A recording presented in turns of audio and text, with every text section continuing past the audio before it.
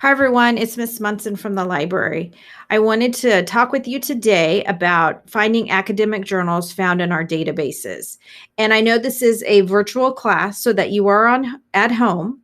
And with that being so, you will need to be able to access these databases using a password. So if you're at school, it automatically takes you to the databases. But when you click on these links, you will need to have a home username and password, which we have over here with this passwords link. Now, here's the deal. On your Canvas course where you got this link, your teachers will also have what the password is to access all of these passwords. So for example, the first one we're going to choose, Academic Search Premier, will be listed as in this password link. I know some of you may not be a West student, so hello for the first time meeting you. Well, I have links to your library web pages, high, north, northwest, southwest on here. You can also use those databases as well. You have access to those the exact same way as West students, or you can choose to use these, whichever works best for you. So let's get started in the first step. You are looking for an academic journal focused on stressors or any of the other keywords listed here. The first one and my favorite, I'm going to go back so you see it. I clicked before I mentioned it. Academic Search Premier. That's the first link I want you to go to. When you are here, you can go ahead and type in your keyword. I'm just going to type in stressor and search. Now, EBSCO is looking for everything that has the word stressor in it. We need to narrow it to an academic journal. So first thing we want to do is choose full text over here. EBSCO likes to tease us sometimes with only showing us part of the article or a summary, and we can't get to the full text. So I like to always limit that right off the bat. So over here on the left-hand side, click full text.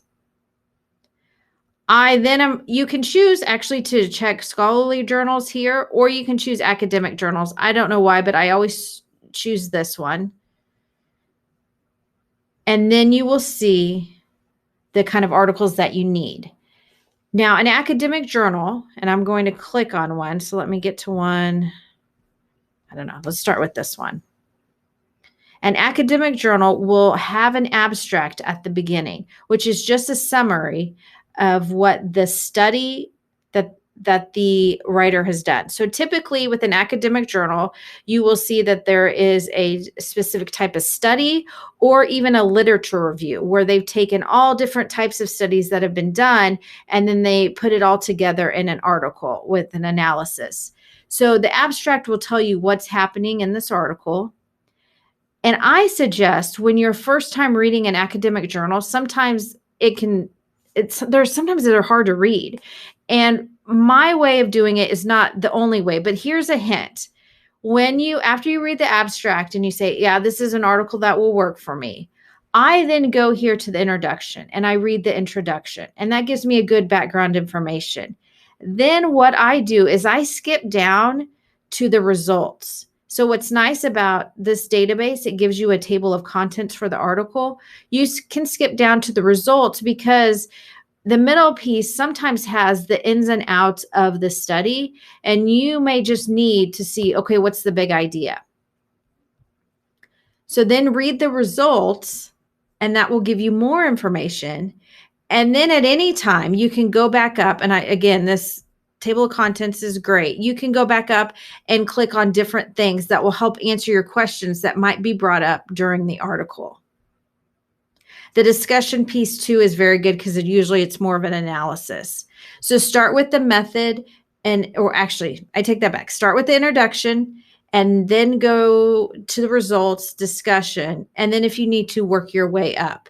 But that is just a great way to look at an academic journal without getting overwhelmed. So that's using Academic Search Premier with EBSCOhost.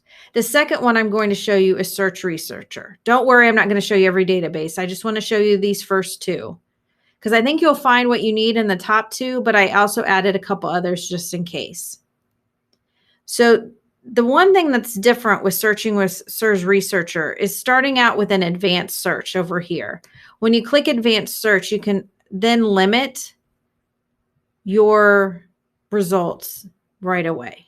So I'm going to choose scholarly journals over here. If I need to limit the dates, I can as well. And I'm putting in the same keyword, but again, on the LibGuide, you have multiple keywords. All right, here we go. So here are 48 results. I'm just choosing the same one, just so you can see this. Again, it gives me a summary, and it does not give me a table of contents like the other one, but you can scroll through and see the headings is what I'll call them, the headings that you will find in most academic journals.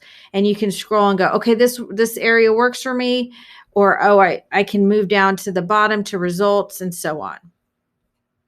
Obviously, I like the other one better, but this database does have some good stuff. And over here on the right, I really like how it has related documents.